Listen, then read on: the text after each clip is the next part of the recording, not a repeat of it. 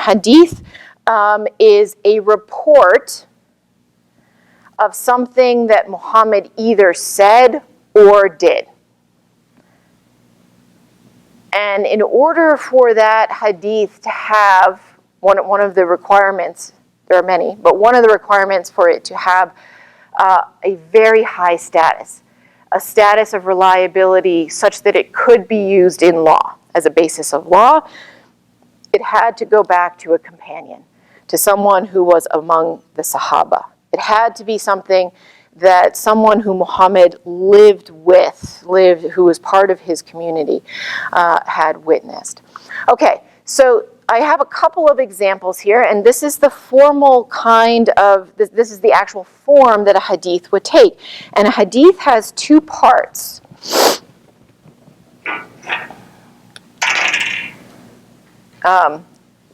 The first part is called the isnaad, and isnaad can be translated as chain of transmission. The literal meaning of isnaad is supports. What are the supports for this? Okay. And the second part is called the Mattan, and that's really, the content, the actual report of what Muhammad said or did. Okay, so here's one example. So this comes from a collection by Bukhari. This is considered by many people to be the most reliable Sunni collection, or one of the two most reliable Sunni collections of hadith. So it was narrated to us by Musaddid, us meaning Bukhari himself, who said it was narrated to us by Yahya on the authority of Shu'bah, on the authority of Qatada, on the authority of Anas. And here, not you don't have the full names, but a lot of them would have the full names, right? So this would be Anas ibn Malik is who it's referring to, but he was very well known. Right? You could say Anas, and a Muslim scholar would know you meant Anas ibn Malik. Anas ibn Malik was a very close companion of Muhammad that had initially been a slave of Muhammad that was freed and remained a very close part of his circle. From the messenger of God, may God's peace and blessings be upon him, he said, none of you will have faith until he loves for his brother what he loves for himself. Okay. All right, so this is a hadith that takes the form of something Muhammad said. It's presented as a direct quote from Muhammad. It's a memory of something he directly said. Okay, so this isnaad, this chain of transmission, is very important. In order for a chain of transmission, again, to have the highest degree of reliability, every single one of these people would have had to have met face-to-face the other person who's next to them in the chain. So Musaddid would have had to have heard in person from Yahya, and Yahya in person from Shu'bah, and Shu'bah in person from Qatada, and Qatada in person from Anas. Okay.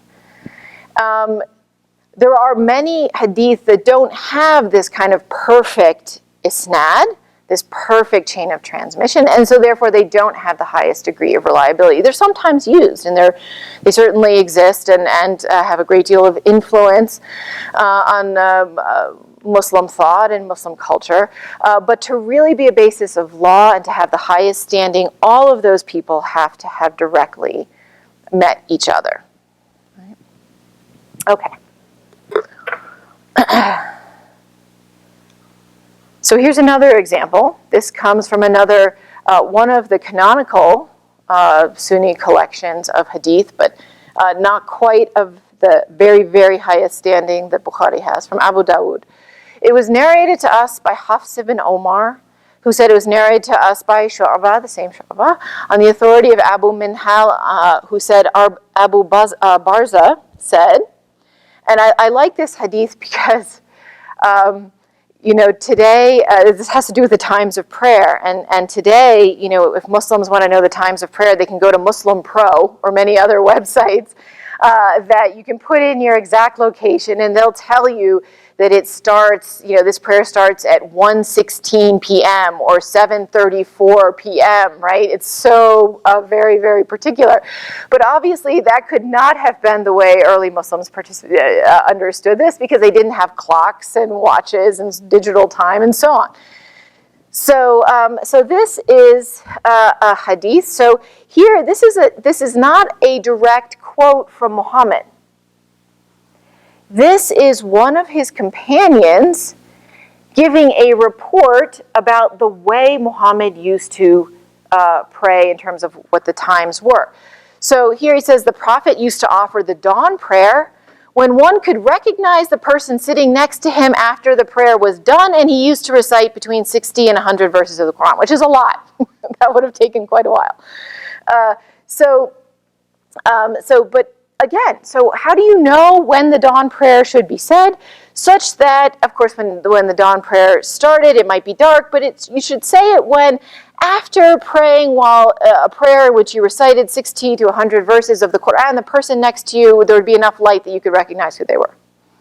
Okay? He used to offer the midday prayer as soon as the sun declined from its highest point, and the late afternoon prayer at the time when a man might go and return from the furthest place in Medina and find the sun still hot. Apparently, there wasn't much differentiation over the seasons about how hot the sun was in the late afternoon, right? And then it says, it's interesting, the narrator forgot what was said about the sunset prayer. And then he goes on. He did not mind delaying the evening prayer until 1/3 of the night had passed or the middle of the night. Okay. So I think there's a couple of interesting things here. First of all, you can see the way in which these times of prayer would have been understood by the companions. And what does it mean? So when the sun declines from its highest point, the late afternoon prayer time might go and come back and the sun is still hot. These are some of the ways in which the times of prayer as practiced by Muhammad would have been related. It fell to later scholars to then put that in a more systematic fashion. And actually, Dr. Shafi is an expert on this, so he can tell you there are different schools of law that had slightly different views on, let's say, when certain prayers should start. Because, again, this is not a precise system, right?